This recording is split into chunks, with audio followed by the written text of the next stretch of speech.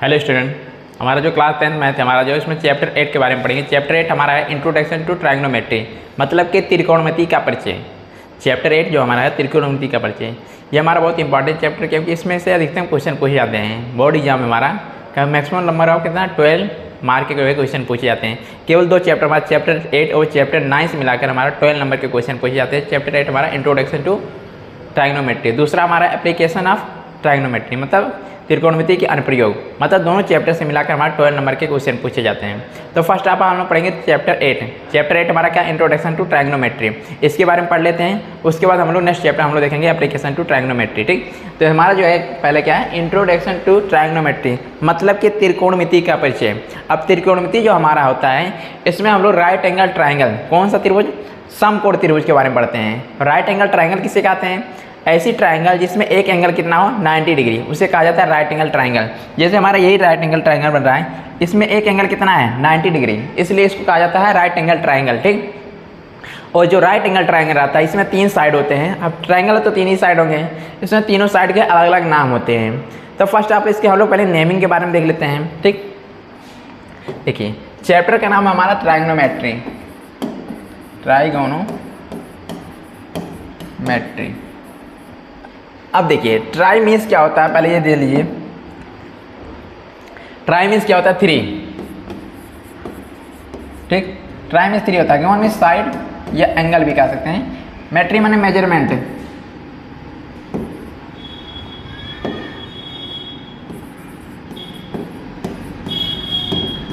Measurement. Try means 3, गोन means क्या side होता है या एंगल भी कह सकते हैं। ठीक, और मेट्री में क्या होता है, मेजरमेंट, तो त्रिकोणमिति, या इसी को एंगल भी कहा जाता है, एंगल भी कह सकते हैं हम लोग। हिंदी में कहा जाता है त्रिकोणमिति, त्रिकोणमिति। त्रिमिस होता है क्या, 3, कोण हो जाता है, कोण, कोण का मतलब कोण, मित बंदे मापना। ठीक, मतलब 3 कोणों के मापन के बारे में पढ़ते हैं। त्रिकोणमिति क्या होता है, 3 कोणों के मापन के बारे में पढ़ते हैं, या 3 भुजाओं के मापन बारे में, 3 कोणों के हम 3 भुजाओं के मापन के बारे में पढ़ते हैं। ठीक, इसलिए कहा जाता है ट्रायग्नोमेट्री, 3 एंगल मेजरमेंट। ठीक है, त्रिकोणमिति। तो इसमें अब देख लीजिए, पहले हम लोग क्या एक राइट एंगल ट्राइंगल लेंगे। क्या लेंगे इसमें, राइट एंगल ट्राइंगल। मान लीजिए हमारा राइट एंगल ट्राइंगल ये है। ठीक, अब ये क्या है, एक ट्राइंगल है। अब ट्राइंगल हमारा है, जब ये इधर देखिए, ये क्या है हमारा राइट एंगल ट्रायंगल दिया गया। राइट एंगल ट्रायंगल मीन्स एक एंगल जिसका कितना हो 90 डिग्री हो। ABC मान लीजिए, इसका नाम दे दीजिए ABC। ये हमारा 90 डिग्री है, 90 डिग्री इसलिए इसको कहा जाता है right angle triangle. Right angle triangle में जो 90 डिग्री आती है, इसके सामने जो भुजा आती है, सामने वाली साइड को कहा जाता है हाइपोटीनस। हाइपोटीनस, हाइपोटीनस नाम दिया जाता है। हाइपोटीनस की हिंदी होती है कर्ण। ठीक, ये साइड कभी नहीं चेंज होती है, 90 डिग्री के सामने हमेशा क्या रहती है, हाइपोटेनस कर्ण रहती है। और दो भुजा हमारी बच गई, एक को कहा जाता है आधार, दूसरे को कहा जाता है लंब, मतलब एक को कहा जाता है बेस, दूसरे को परपेंडिकुलर। अगर हम लोग एंगल A एंड C, ये हमारे क्या एक्यूट एंगल है, एंगल A और C हमारा क्या है, न्यून कोण कहा जाता है, न्यून कोण। ठीक, एक्यूट एंगल, एक्यूट एंगल। ठीक, एंगल A एंड C क्या है, एक्यूट एंगल। अगर हम लोग एंगल C लेकर चलेंगे, मान लीजिए क्या एंगल C लेकर चल रहे हैं, जैसे इसमें 6 रेशियो पढ़ते हैं, जैसे पढ़े हैं sine C, tan C, cos C, मतलब एंगल C लेकर चल रहे हैं। अगर C लेकर चल तो एंगल C के सामने जो साइड रहेगी, इसके सामने जो साइड रहेगी उसे कहा जाएगा क्या, परपेंडिकुलर कहेंगे, परपेंडिकुलर। परपेंडिकुलर मीन्स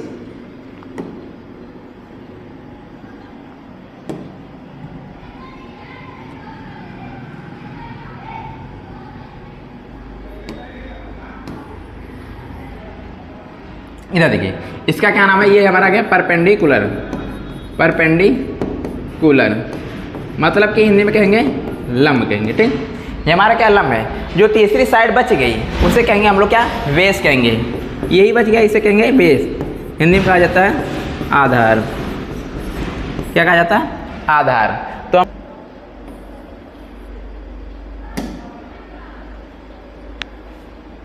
इधर देखिए, ये हमारा जो तीसरी साइड का हो गया, बेस हो गया। ये हमारा ट्रायंगल बना है, अगर ट्रायंगल ये है, अगर 90 डिग्री ये है, 90 डिग्री के सामने जो भुजा रहेगी उसे कहेंगे हाइपोटेनस। क्या कहेंगे? कर्ण कहेंगे, हाइपोटेनस कहेंगे, ठीक, हाइपोटेनस। अगर इस एंगल को लेकर चल रहे हैं, ए बी सी मान लीजिए, एंगल इसको लेकर चल रहे हैं, थीटा इसको मान रहे हैं, तो थीटा के सामने जो साइड रहेगी उसे कहा जाएगा क्या? परपेंडिकुलर। परपेंडिकुलर क्या कहेंगे? लंब कहेंगे, ठीक। अगर ये लेके चलेंगे, ये क्या हमारा बेस है, ये हमारा क्या है? बेस, आधार है, ठीक। देखिए 90 डिग्री सामने वाली भुजा क्या है? हाइपोटेनस है। थीटा के सामने वाली भुजा क्या कहलाती है? परपेंडिकुलर कहलाती है। और जो भुजा बच गई उसे कहेंगे बेस कहेंगे। अगर थीटा यही लेकर चलेंगे, ये थीटा लेकर चलेंगे, तो ये हमारा क्या हो जाएगा? परपेंडिकुलर, और बेस ये हो जाएगा। मतलब कि हमारा जो परपेंडिकुलर मतलब लंब वाली भुजा रहती है वो क्या? थीटा के डिपेंड करती है। जिस एंगल को लेकर चलेंगे उस सामने वाली साइड रहती है परपेंडिकुलर। ये थीटा रहेगी तो हमारा परपेंडिकुलर ये हो जाएगा, बेस हमारा ये हो जाएगा। तो हमारा परपेंडिकुलर, बेस और हाइपोटेनस जान गए। अब इसमें देखिए इसी से बनता है पाइथागोरस थ्योरम। पाइथागोरस थ्योरम हमारा होता है, पाइथागोरस थ्योरम कि हमारा हाइपोटेनस स्क्वायर इक्वल टू क्या होता है? परपेंडिकुलर का स्क्वायर प्लस बेस का स्क्वायर। मतलब हमारा हो जाएगा कर्ण का वर्ग बराबर लंब का वर्ग प्लस आधार का वर्ग, ठीक। क्या हो जाएगा?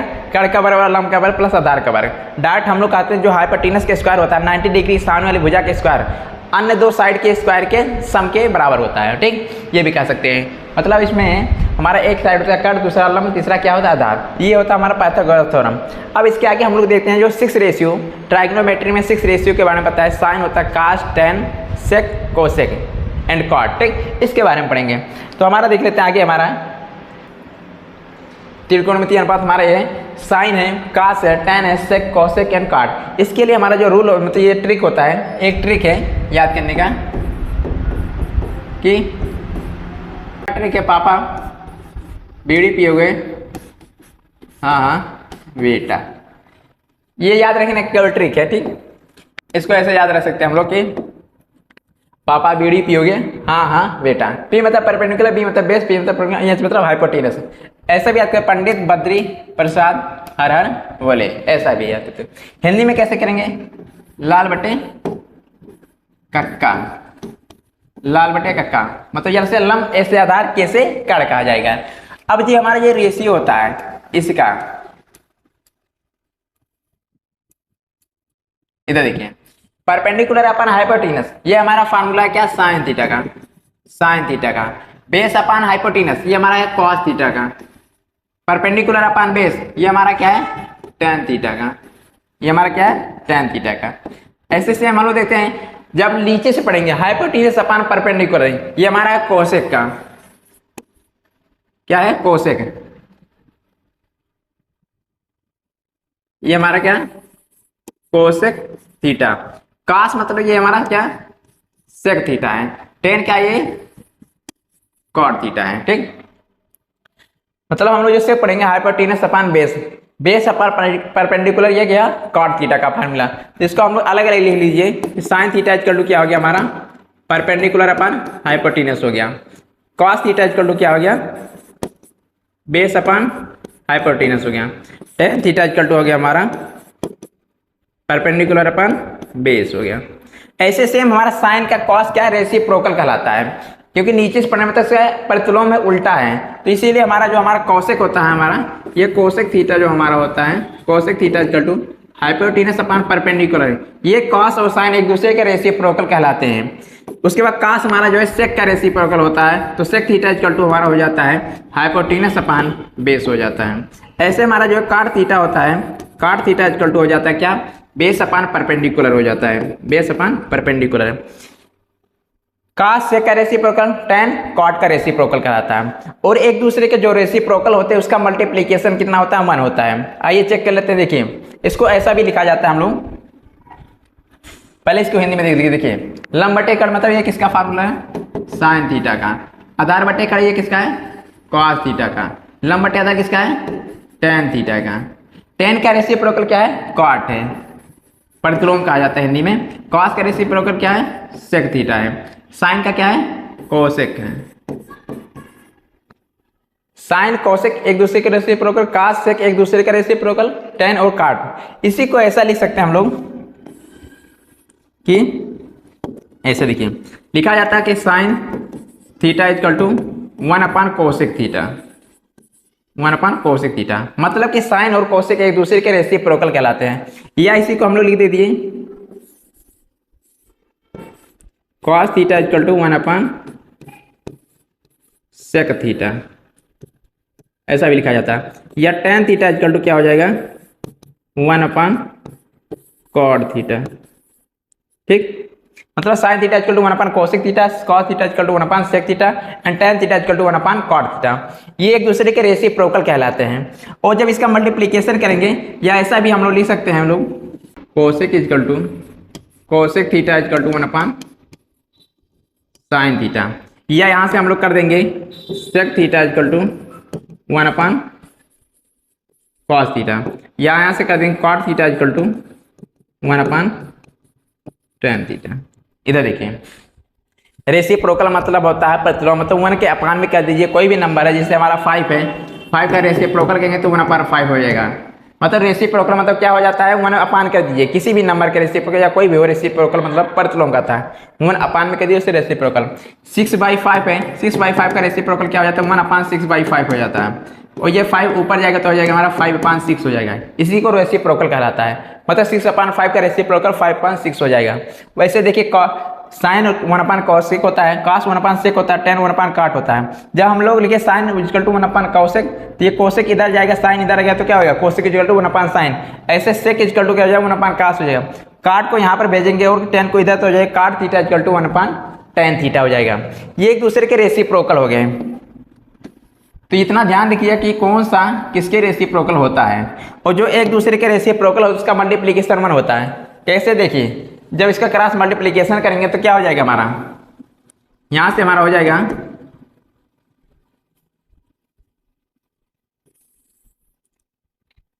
देखिए, यहां से हम लोग कर देंगे sine theta into sine theta into cosec theta equal to 1। इधर देखिए, जब हम लोग साइन और कोसेक का मल्टीप्लिकेशन करेंगे तो sine into cosec equal to कितना हो जाएगा? 1। ऐसे सेक इंटू कॉस या cos into sec equal to हो जाएगा cos theta into sec theta equal to कितना हो जाएगा? 1 हो जाएगा। ऐसे tan और cot का मल्टीप्लिकेशन करेंगे तो हमारा हो जाएगा tan theta equal to cot theta equal to कितना होगा? 1।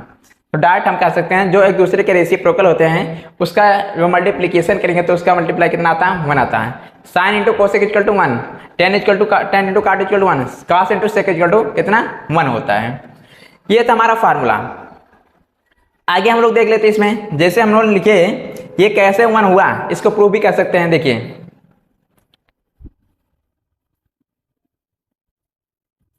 देखिए साइन थीटा इंटू क्या? कोसेक थीटा इक्वल टू 1 होता है। हम देखिए साइन थीटा इक्वल टू क्या? परपेंडिकुलर अपॉन हाइपोटेनस होता है formula. Cosec theta equal to क्या होता है? हाइपोटेनस अपॉन परपेंडिकुलर होता है। ये एच से एच कैंसिल हुआ, पी से पी कैंसिल हुआ, कितना आ गया? 1। तो इधर भी क्या था? 1। 1 इक्वल टू 1 मतलब सही है। ठीक, तो डायरेक्ट हम लोग कह सकते हैं जो एक दूसरे के रेसिप्रोकल उसका मल्टीप्लिकेशन कितना होता है? 1 होता है।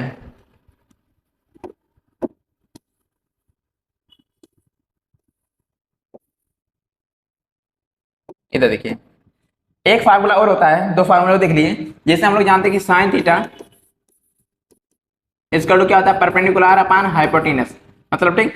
ऐसे कॉस थीटा इक्वल टू क्या होता है? बेस अपॉन हाइपोटेनस होता है। यही तो होता है।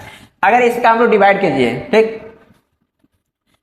लंब बटे कर्ण लिखा गया और आधार बटे कर्ण लिखा गया, हिंदी में लिख सकते हैं। ठीक, तो हमारे इसका मान डिवाइड कर दीजिए, एक दूसरे के डिवाइड कर दीजिए।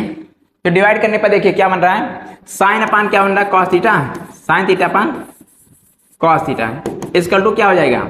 इसका मल्टीप्लाई इसमें होगा, इसका मल्टीप्लाई इसमें, तो हो जाएगा P इंटू एच अपान B इंटू एच।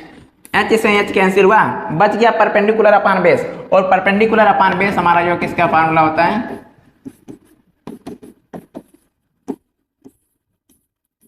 ये साइन का फार्मूला, ये कॉस का, ये तीसरा टेन।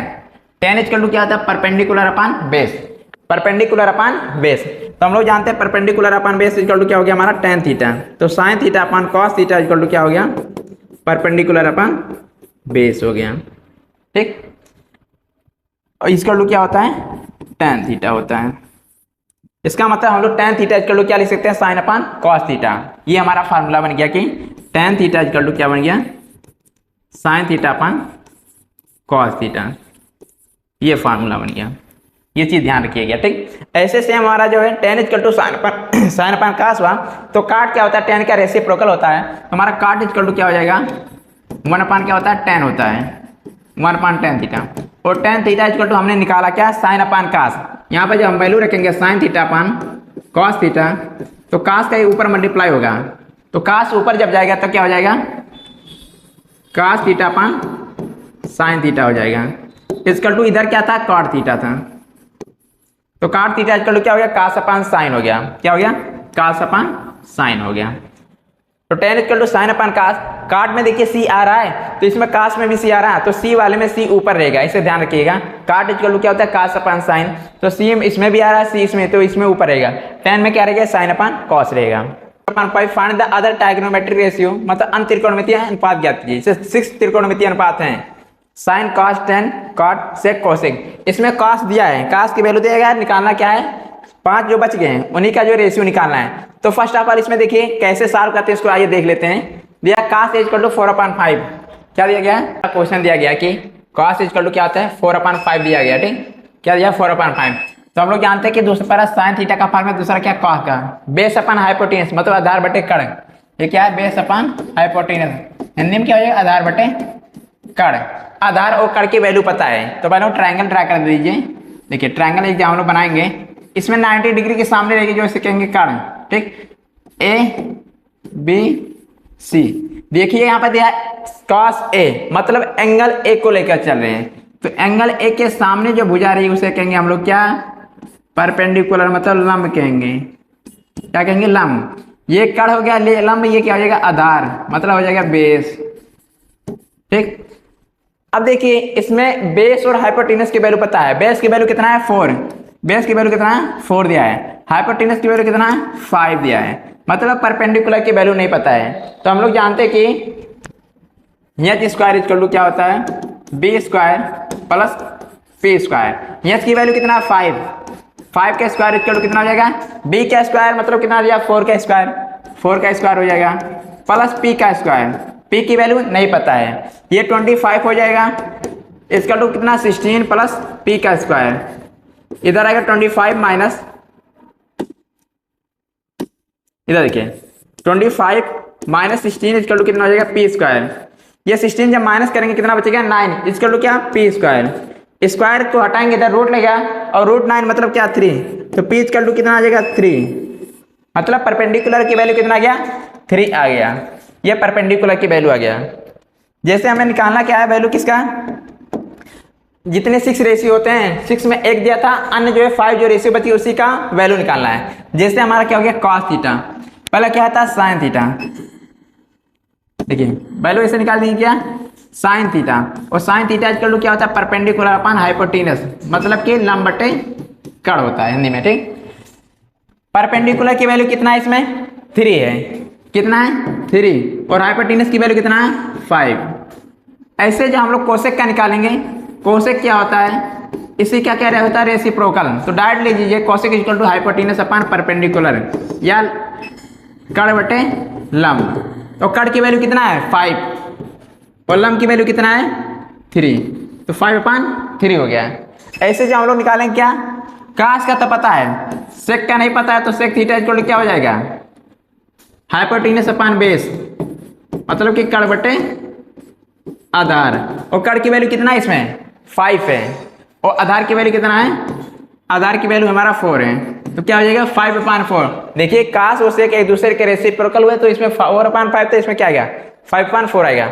ऐसे निकाल लीजिए टेन थीटा का, तो टेन थीटा इक्वल टू क्या होता है, परपेंडिकुलर अपान बेस होता है। इसमें देखिए परपेंडिकुलर अपान बेस, यही फार्मूला होता है।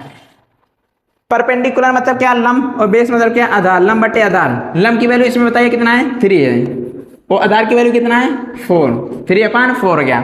ऐसे हम लोग काट का वैल्यू निकाल लेते हैं, तो काट थीटा इक्वल टू कितना हो जाएगा, बेस अपान परपेंडिकुलर, मतलब कि आधार बटे लंब, और आधार की वैल्यू इसमें दिया गया है 4, और लंब की वैल्यू कितना है 3।